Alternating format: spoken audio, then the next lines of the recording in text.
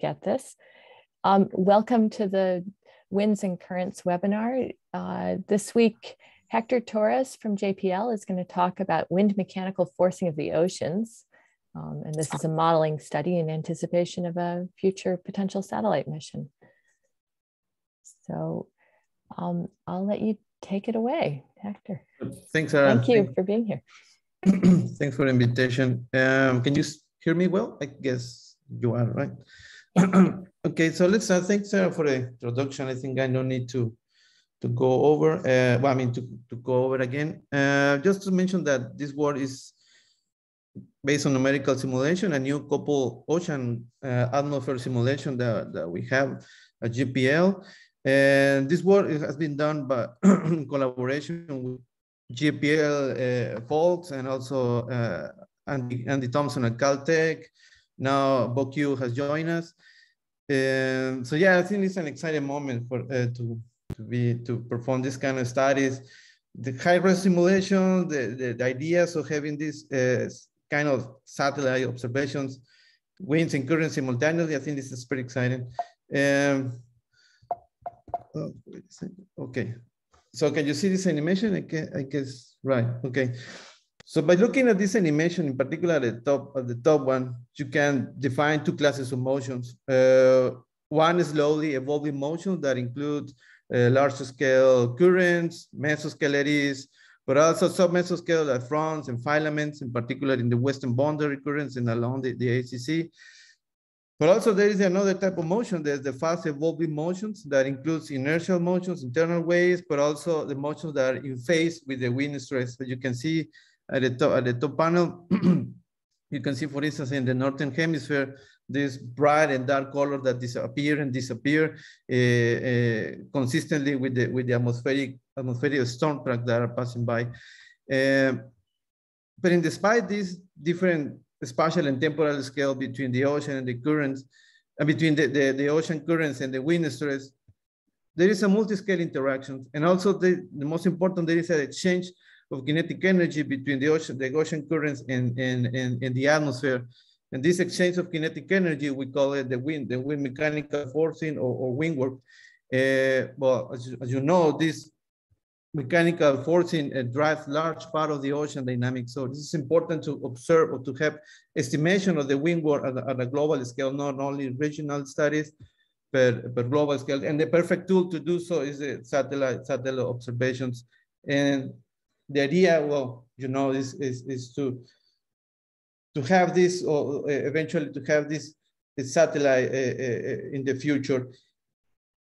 And what is important, well, one of the key elements from this mission is that for the first time we could be able to estimate the wind work because of this technology allows us to measure simultaneously the winds and the wind stress and the surface currents. More information about this has been written in this paper written by Ernesto Rodriguez in 2008, where he described all the instrument requirements. And more recently, with Alex Wanter, Ernesto Rodriguez, and myself, we performed sort of a OC study just to have an idea of the nominal resolution or an effective resolution for the surface currents. So having this kind of observation, and now we know that with WACAM, we could be able, potentially, we could be able to have a broad overview of the surface currents and the wind stress simultaneously. And with this, we can diagnose the different components of the wind work, the low frequency, the high frequency component, eventually. And because we know that depending on the component that you are talking about, low frequency, high frequency, these are going to force or damp the oceanic motions. So the present study is, the goal of this present study, or the work that we're doing at this moment at GPL, is one of them is to assess what major improvements of the wind work estimations in the global ocean can be expected from a winds and currents mission, for instance, like WACAM. At this moment, we are using this new global couple ocean atmosphere simulations that recently we ran at GPL. So the outline of this study is first make a model comparison between the ocean only versus the coupled ocean atmosphere. Because if we want to perform observing system simulation experiments, we need to use the more realistic simulations that we have. So this is the first topic of this talk.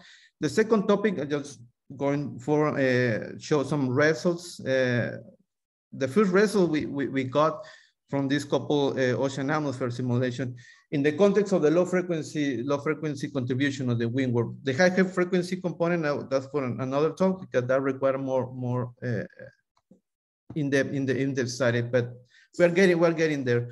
So let's start with the model comparison. Just briefly describing the simulation, what we call it the nature run.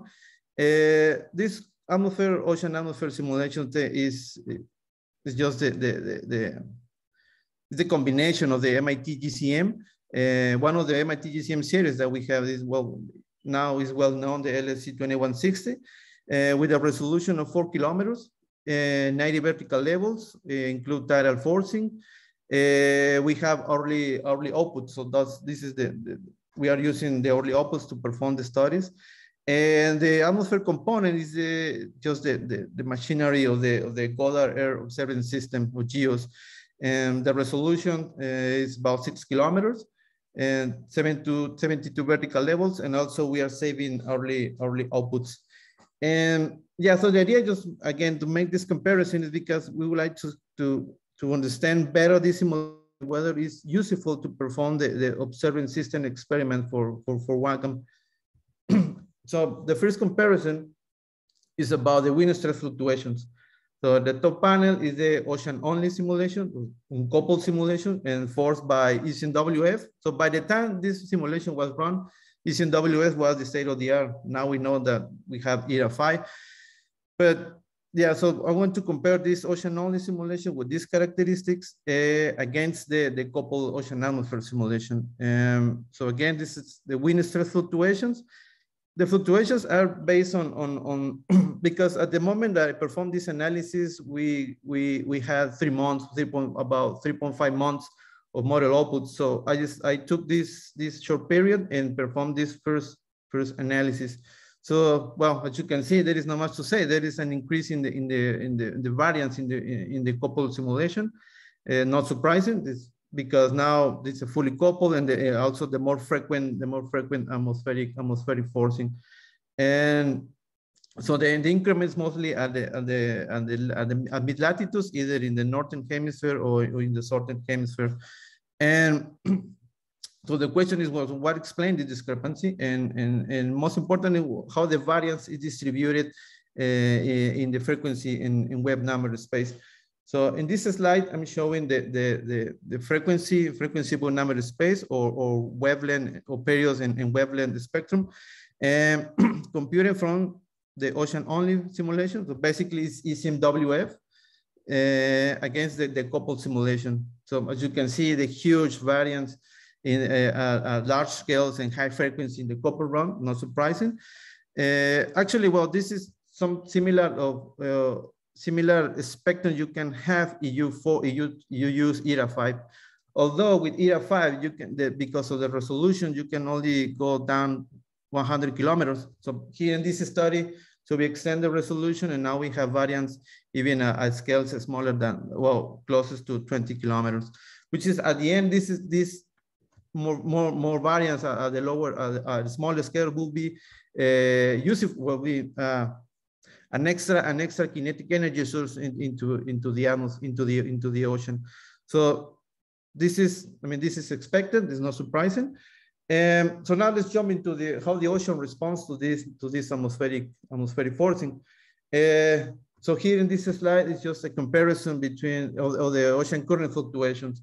The top panel again is the ocean-only simulation, and the bottom panel is the coupled run. And the left panel and the right panel is just the meridional profile of the current fluctuations. So as you can see, yeah, there is an increase in the variance in the coupled simulation, which is represented by the blue line.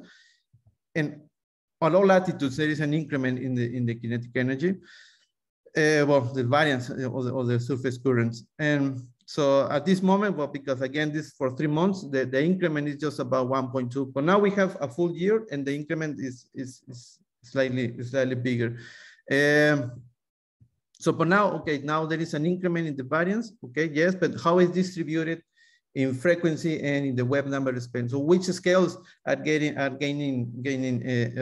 more kinetic energy? So to answer this question, so now let's move to the frequency of number spectrum, but now for the kinetic energy in the ocean. So the left panel is just an schematic, just to visually you can identify the location of the oceanic motions. For instance, mesoscale motions, the sub-mesoscale, also the internal gravity waves here, and the inertial oscillations with here in this band. So the middle panel is the spectrum computed from the ocean-only simulations, and the right panel is from the couple run. So you can see all the frequencies and all the web numbers are getting more kinetic energy, either low frequency and mesoscale or sub-mesoscale part. And of course the NIO, because now you have a more intermittent wind stress.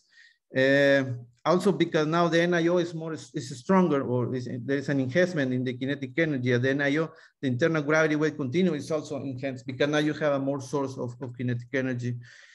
But also there is a nice variance here that is not observed in the ocean only simulation. Well, this is explained by this is just the wind driving currents, because now so look at this, the variance is located at the same place as the wind stress. So this is just the wind driven currents.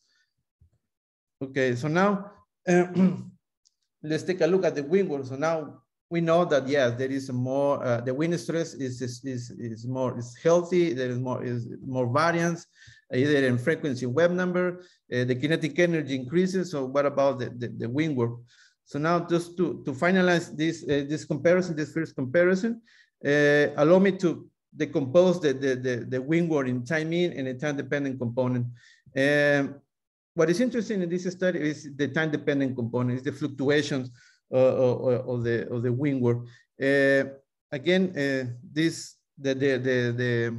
the temporal average, it was made using the 3.5 months. This is the model opal that we have at the moment of this study was performed. And well, as you know, the windward can be positive or negative. Positive means that there is an injection of kinetic energy from the atmosphere into the ocean. And negative is the opposite. Now the ocean is injecting kinetic energy back into the atmosphere, or the so-called eddy killing effect. So now let's take a look. Okay, so this is the time-dependent component again, remember. And just to mention that the time-dependent component includes both the high frequency and the low frequency fluctuation. So here I'm just showing the total time-dependent windward. The top panel is the ocean only. The bottom panel is the copper run. So yeah, as expected, yeah, there is an increase in the time-dependent component, and actually the numbers is even larger than those ones reported previously by Mark Flexas. She used a similar simulation, similar simulation, but uncoupled simulation, and the numbers in this case in this coupled simulation are bigger than those ones she reported. And well, yeah, most of the variance, the increments happens at mid latitudes, not surprising, because all the storm turns that are passing by at this period. So now what is interesting is, okay, now let's take a look at the low frequency component. So what I'm going to do in the next slides is just to focus on the time dependent component, but and the low frequency part. But first, yeah, because this is interesting, and I think at the end, the results are going to be provocative.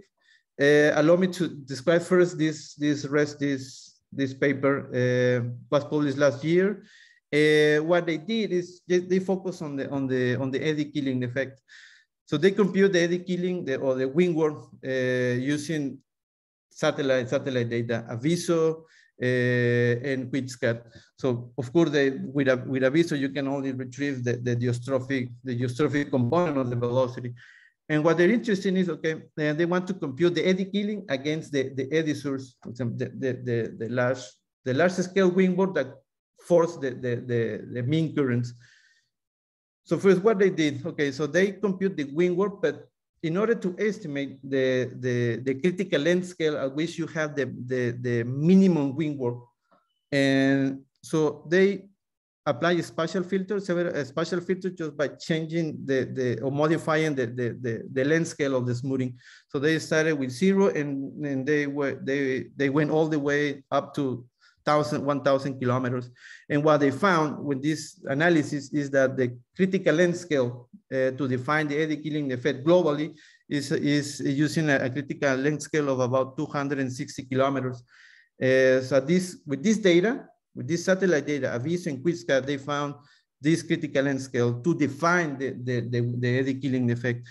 So once having this optimal scale, they compute again the windward, and this is what they found. This is just the windward associated to the eddy killing effect based on 260 kilometers smoothing.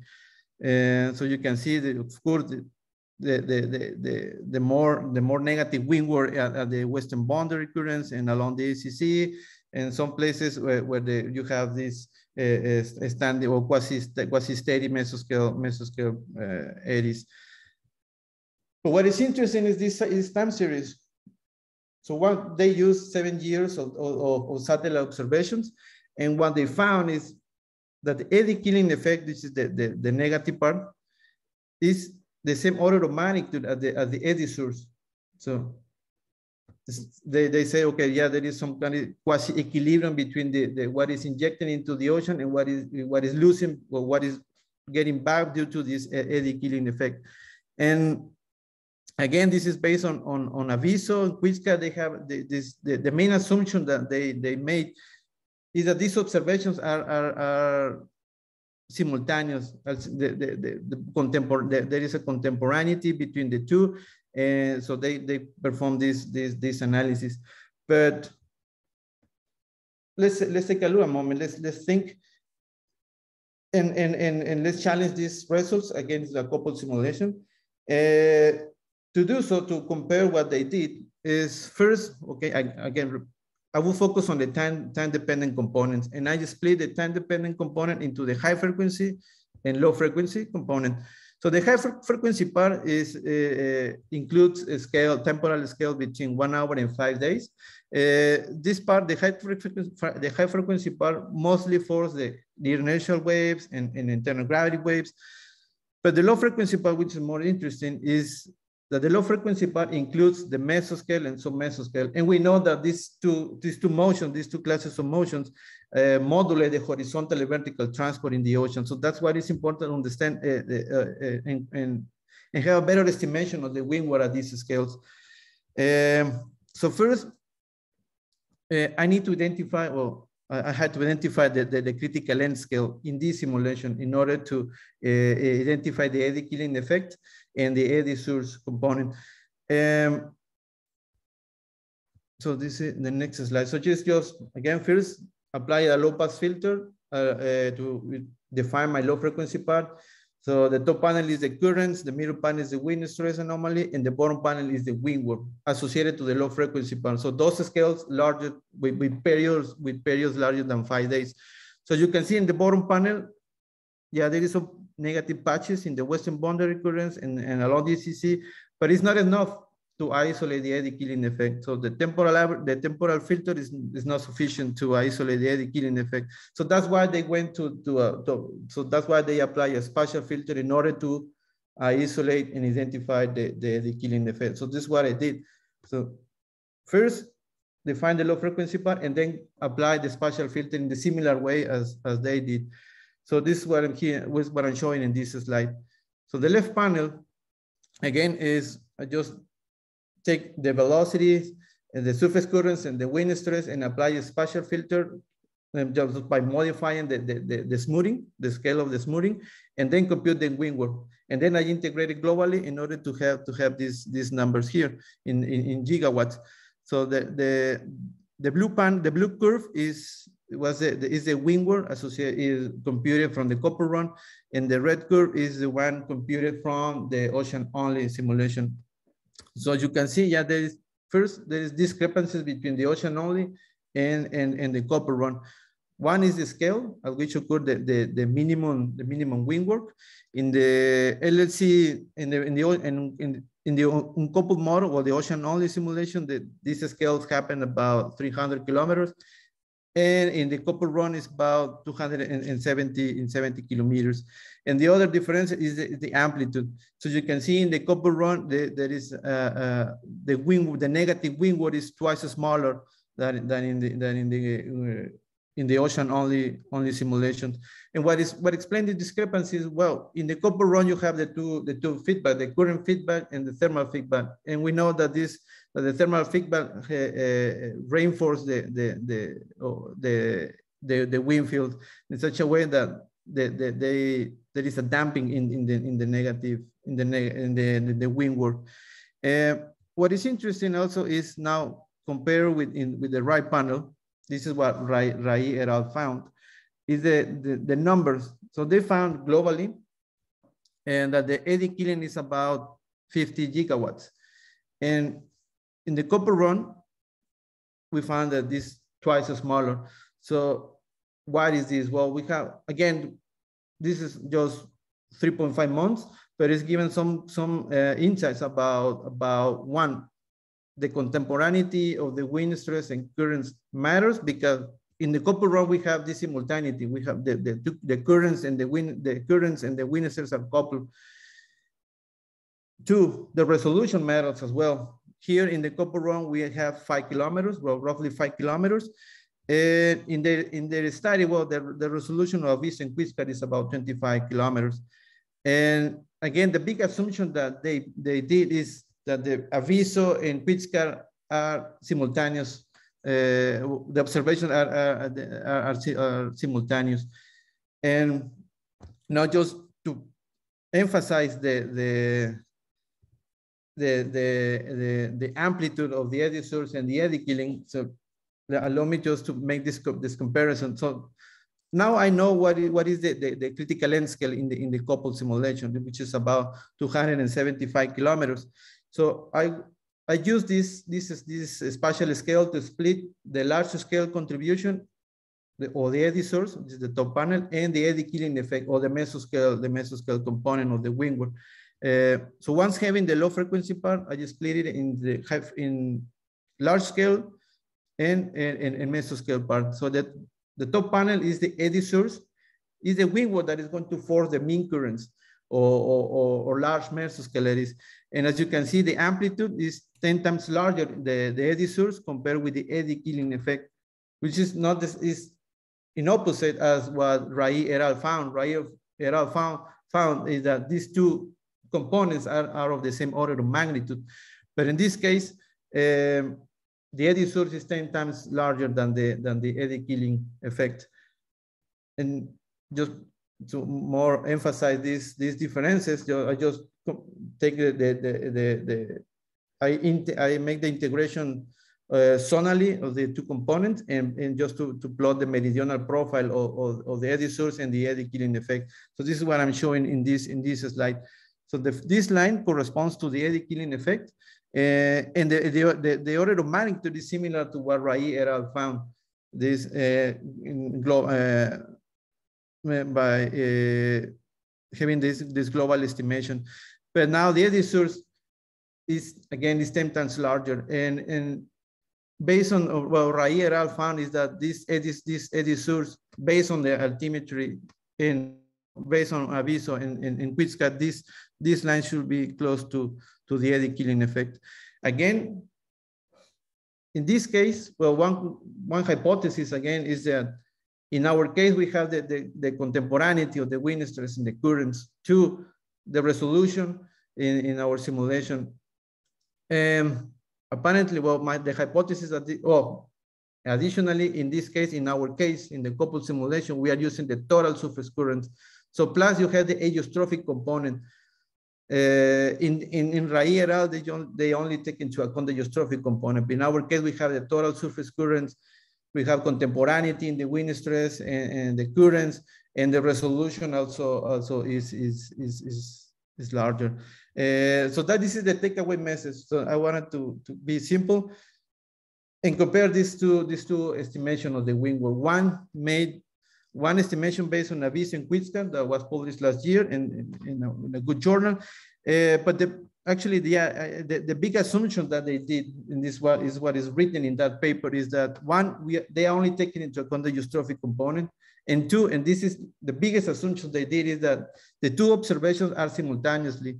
And this is one of the big caveats that that is being written in the paper. Now, in our case, so this study is based on 3.5 months. Now we have 1 year. Now we can extend the analysis that I just showing you. We can do it using the longer time series, the full year. This is what I'm doing at this moment. But also that is needed, and also we are working at JPL, Jimbo Wan and Alex Weintier, myself, is perform this similar analysis, but now using the synthetic Wacom observations, taking into account the sampling, the errors, in order just to see if there is an improvement in the estimation of the wind warp by having a more resolution in space, but also in time, and also if the simultaneity of the winds and the current. So this is a work that we are doing at this moment. And so yeah, that's it for this time. You have questions, comments, please you can send me an email. Additionally, we have already a paper that we are about to submit. So if the science team is interested in these results, I will be happy to share this final draft that we are about to submit. And I mean, if the science team is interested, I can share it among all of you. So yeah, that's it for today. Thank you. I see there are already questions. Matt Maslov has his hand up. Great talk. That was a great talk, Hector. Thank you. It's really interesting. I have a couple questions. I'll just ask the first one that's been kind of on my mind throughout this, and it's that there's so much energy going into the barotropic component, just barotropic waves, and I know you did the low filtering to try to get rid of all that. But do you think some of that's leaking in and just, I mean, if you look at slide 20 and just lifting the whole, is it possible that some of that's lifting the whole? Go ahead. Yeah, so to answer that question, yeah, I have there is some leakage of information to in particular to the cross terms. In the paper, I checked if there is some sort of leakage of information to the cross terms. And what I found is that the amplitude of the cross term is the order 10 to the -6 milliwatts per meter square, which is like way smaller than those ones, that I'm showing you today. So apparently, yeah, there is leakage, but it's not significant at this moment. Can you just remind me how you define the eddy killing? I'm sorry if I... Yeah, okay. How you made that plot there? Okay, first, I apply the low-pass filter to currents and the wind stress. And the low-pass filter is based on, I use 5 days to define. So those temporal scales larger than 5 days, I'm calling low frequency part. And then just to identify the kind of the optimal spatial scales that define the negative wind warp, the eddy killing effect, I apply a spatial filter, but changing the spatial smoothing in order to identify the minimum. And in that scale, I define it like the critical length scale. So those scales are smaller than this. For instance, this blue line is, those scales are losing energy. The energy is getting back to the atmosphere. And those scales larger than this critical length scale are gaining kinetic energy. So once I define the optimal spatial scales, I apply it to the currents, to the wind stress, and then I compute again the wind warp. And well, you know that when you apply the rate of decomposition, there are cross terms. And usually when there is a leakage of information, these cross terms are sort of the same order of magnitude as those ones, like the terms that we are interested in. And what I found is that these cross terms are, look at here, this 10 to the 6 milliwatts per meter square. And if we check the low frequency part, here the large amplitude is 25 milliwatts. So it's like 8 orders of magnitude smaller the cross terms. So that's why I'm saying that these cross terms are not significant. Okay. But yeah, so this is, yeah, so I checked that. This is, yeah, I guess I was just kind of surprised on, you know, on slide 21 that it was negative everywhere. It's separated so cleanly. That's kind of an interesting result. Yeah. On the next slide, those two, on the next slide, source versus the eddy killing. Here. Yeah, so that's just a spatial filter that allowed it to separate so cleanly, positive versus yeah. negative. Well, here is a temporal filter plus the spatial filter, so that you have the total. Yeah. Great, thank you. Yep. Tom Farrar, do you want to go ahead? Well, my question is similar to Matt's about barotropic variability. So if I understood correctly, you did a low pass filter of like 5 days. VISO does tries to filter or remove all barotropic signals at periods less than 20 days. And so that this barotropic energy between 5 and 20 days could be part of the difference from the analysis that you're seeing. So you're saying the eustrophic component, barotropic component of the currents? Yeah, well, so there in the 80s, there were a bunch of, you know, studies of wind forcing of barotropic variability, or, you know, more than a handful. And definitely, you know, the wind sort of synoptic weather variability forces barotropic Rossby waves that could be part of that. But I think it's really, I think what you're doing is really interesting. And it might be interesting to try to pull it apart farther between directly wind forced, just wind driven variability. That's like kind of Ekman sort of response, and things that go into like barotropic motions that are actually deliberately filtered out of the VISO data. Barotropic component. Yeah, how to... it's not a very clean... How to remove the barotropic component from this? In the Aviso, you mean in Aviso, they run a model, they run a global model forced by the wind, and then basically remove, it's a barotropic model, and they just, as I understand it, remove everything. They filter the output and subtract it from the long track altimetry data, then they grid it. I mean, there are people on this call that know much better than me what a VISO does. But I think the separation won't be clean in the end, because the, you know, wind force variability, wind forces wave-like things, you know, so it's not like there's a clean separation between directly wind forced and waves that get forced. Right. Thanks. There's now a comment in the chat from Gerald Dibabor. Gerald, do you want to read it, or should I? Actually, I was wondering how we can trust the smaller scales of the Aviso field, because it is well known that below a couple of hundreds of kilometers, there is no scale in the altimetry data set. So can we really interpret this content in terms of eddy killing? Yes, that's a good question. Yeah. Do we really trust? Yeah. I am actually wondering if they found that the eddy killing is actually dominating the effect just because there's not enough content in the Aviso field. So I was wondering if you did a similar kind of smoothing of the OGCM in order to try and replicate the effective resolution of the QuickSCAT and the Aviso field in order to try and infer what's effectively contained by the sampling pattern. Yeah, exactly. Yeah, this is, well, last week we had discussion with Lionel Renaud, and Lionel Renaud suggests similar, what you're saying, he was his suggestion.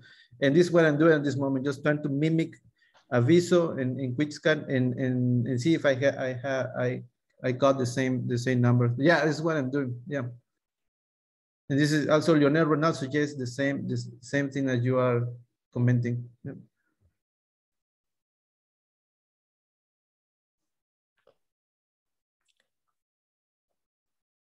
Maybe I can ask then. Yep. I guess I was a little surprised that you got similar results to the Aviso results, given how filtered they are. And I would have been perfectly prepared to believe that you could have gotten scales that were differed by a factor of 10 from what came out of Aviso. Mm-hmm. So it seems remarkable that they're similar. And I guess I wonder if there's seasonal variability in the scale you're seeing and how robust it is and how model dependent it is. Yeah, since now we have this full year of simulation, I'm reproducing this analysis, the same analysis, to identify seasonality. If there is a seasonality in the critical length scale and the windward as well. And so yeah, I can show you this. This is the seasonal cycle of the windward. And so it's just to start, just to begin with. So yeah, I see. Well, I cannot answer your question at this moment, but yeah, this is something I'm looking at the seasonality. Just reproduce the same thing, but now thinking to become more like trying to mimic how a Aviso and QuickScan observe and reproduce again the windward by season. And regionally, and that kind of stuff. So yeah, this is, I mean, I cannot answer your question at this moment, but yes, along the way. Cool, thank you. Momme Hell has his hand up. Yeah, good morning. So there's also, it's an interesting talk, and there's also a component of stress that is not captured in the windward framework. So the stress that is normal to the ocean current, and you showed in your equation in your slide 12 like these new the enhanced features in the ocean, but how do you account for these stresses that are not captured by the windward at all? That might be quite substantial. Can you repeat your comment? So there's you calculate the dot product between an ocean vector and a wind vector, and if they're normal, that it's 0. So, but there's also, and if you increase the resolution of two processes that are whatever, they have some distribution, right? You have a substantial portion that is where the vectors are normal to each other. So there's a lot of stress excited to the ocean that is not in the same direction as the ocean current. How do you account for that? Especially if you look at these plots, right? You have the coupled runs and there's way more energy there, but you cannot necessarily attribute it to windward only. There's just more stress. The increment in this part is, well, because at the end you are forcing, because if you increase the forcing, well, the wind stress that force the mean current, and if the mean current is stronger, you can have a more healthy sharing stabilities, but clinical stabilities that will produce more mesoscaleries. And these mesoscaleries at the end is going to kind of feed the energy cascade, either the mesoscale inverse or direct energy cascade. So inverse energy cascade at the end, you are going to increase the energy at the mesoscale, but also you have this direct energy cascade, and this direct energy cascade is going to, kind of reinforce what the submesoscale part. So this part is just kind of the indirect, this response is the indirect effect of the larger atmospheric, wind stress forcing. And so that's my interpretation, that because I was more interested in about the upper part of the plot, right? The stuff that is on the time scale of wind fluctuations. Yeah, this one here. Okay. Yeah, on the synoptic scale, right? This is the co-spectrum of the wind stress, but the dot product of the wind stress and the currents. So I have to say the dot product. And here, say the synoptic scale, you are injecting energy into the atmosphere. Yes. But yeah, but then this part is the one we call it the eddy killing effect. The mesoscale. Oh, I see. The mesoscale are injecting kinetic energy back into the atmosphere. So this is the eddy killing. Also let me just put it bigger. Also, the internal tides now. Marflexa showed that internal tides also have an impact on the estimation. But yeah, this part, is made. Yeah, this part, it may you have some sort of negative component, but because the color scale is, it's too weak, so you cannot see here.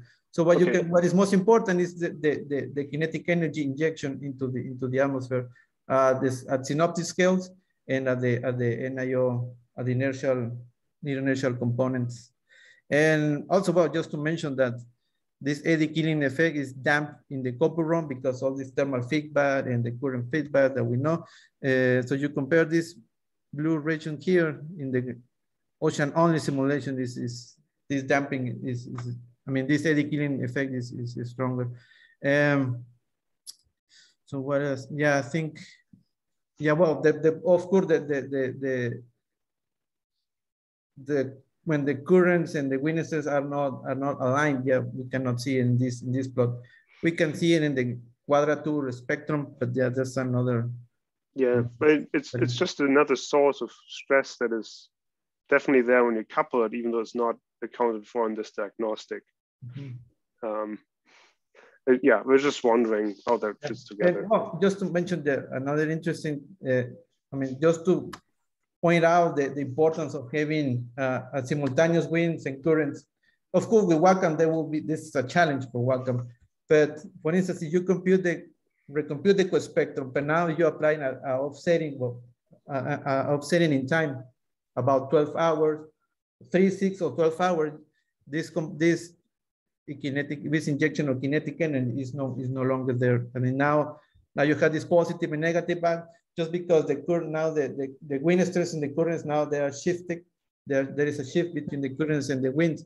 So this is one of the main advances that we can have with WAC. And of course, this part will be a challenge, getting the high frequency windward. But this is what we could obtain if having the simultaneous the wind stress and the currents, the simultaneity of the wind stress and the currents. So we potentially have this. We can estimate this high frequency component of the windward. Yeah, that's for another talk. Okay. Thanks. Matt Nasloff. Yeah, thanks. I have another question. And it gets back to that slide 21. It still kind of blows my mind still. And my understanding was, so if you look at the bottom right, you have your eddy killing, it's all blue. And I thought, in my mind, the concept was that as the eddies spin, and the winds are larger scale than the eddies, the stress is stronger on the part that opposes the current because the relative speed is stronger, and the other side of the eddy that's just weaker. But there is input to that other side. So what I would expect to see for every eddy that's being killed is kind of a dipole where you have a strong red and a strong blue and a light red for every eddy. And you're doing this for 30 days, so you shouldn't have eddies averaging over eddies. So why is it all blue? But this is 3 months. This is 3 months still, but even 3 months, you don't expect the eddies to completely average out, smear each other to a large scale blue signal. I expect lots of red dots in there. And I'm looking at the Southern Ocean, all I see is at the end is what Leonardo Renaud mentioned, that because there is more blue than red. At the end, when you do the integral, the net windward is negative. This is what is the net is negative, but for a single eddy, and maybe it's just a visualization effect that I can't see the reds, but for a single eddy, and there are lots of small scale circulations in there, I would expect there to be I expect that plot to be so noisy, and it looks so smooth. Was there a smoothing done to it that? Well, but I'm just trying to understand. What to answer? Yeah.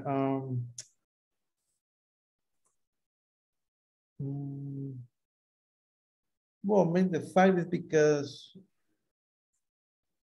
the mesos. Well, I think what you're saying is just thinking in that the mesoscale is not propagating. You have a standing eddy. Yeah, yes. more over 3 months, I would think that you'd see a noisy plot. But you know, anyway, it's just maybe you could zoom in sometime just to check what's going on, because it's really stunning how well it's separating. It's like always removing energy at low wave number and I mean high wave number, and I just don't expect that. Yep. Yeah. I just always expect it to be more noisy, but I haven't done this. You know, I believe you. It's cool. It's pretty fascinating.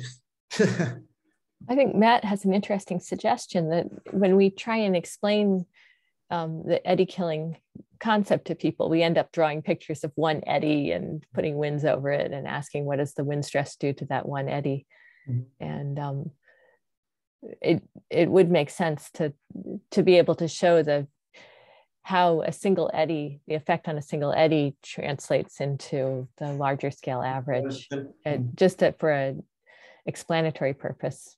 Right. Yeah. I have to think about it. Yeah. But that calculation is coming from taking the eddy wind field and the eddy velocity field.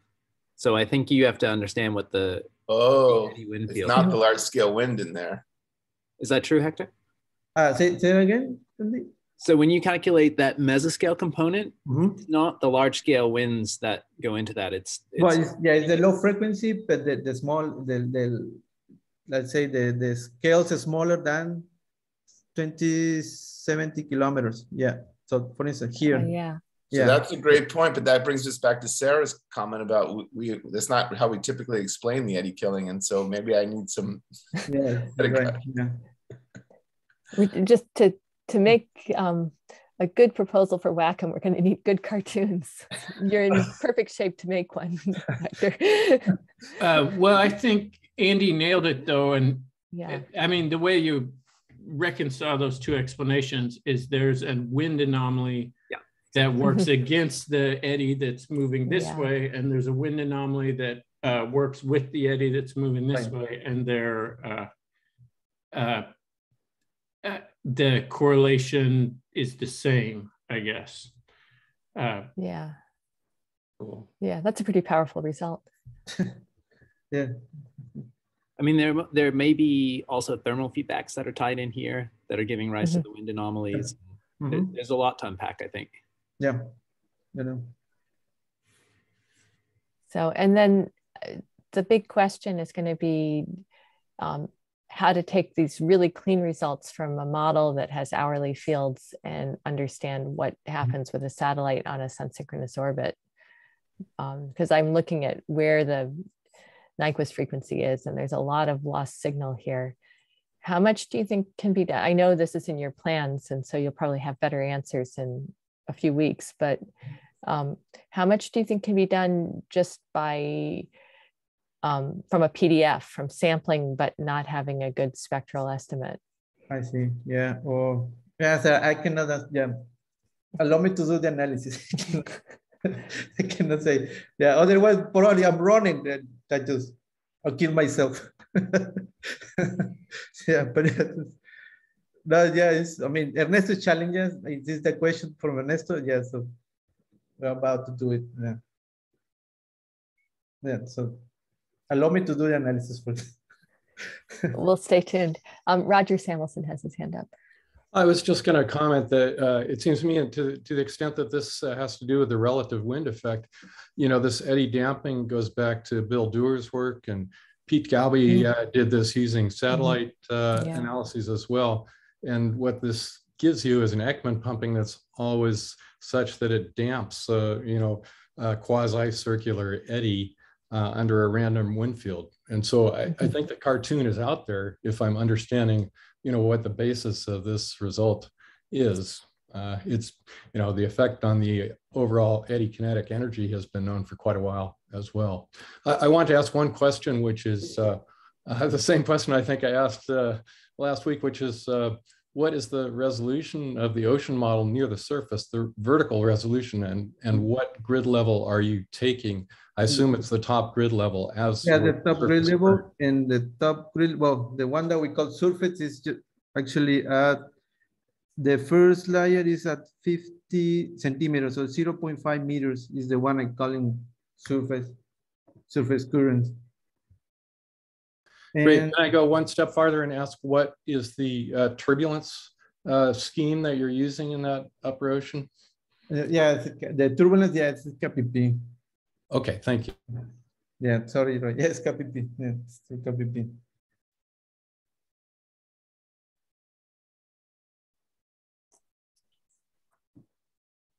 Any other questions today?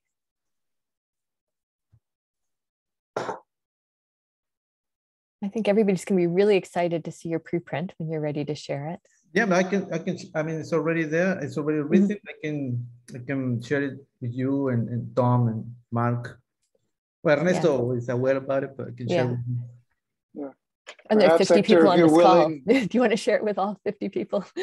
Oh, yes, of course. Yeah. Okay, great. You can put it in the Google Drive. We'll load it up with the recording then. If you send it to me, I'll put it in the same place I put the recording.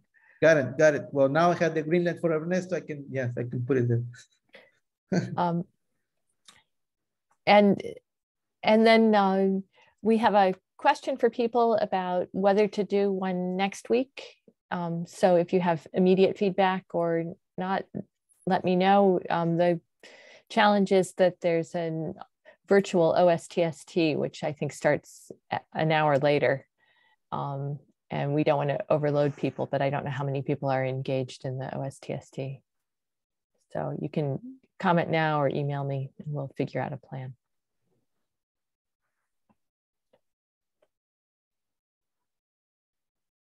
And so let's give Hector a round of applause and thank you very much. Thank you guys for joining us today.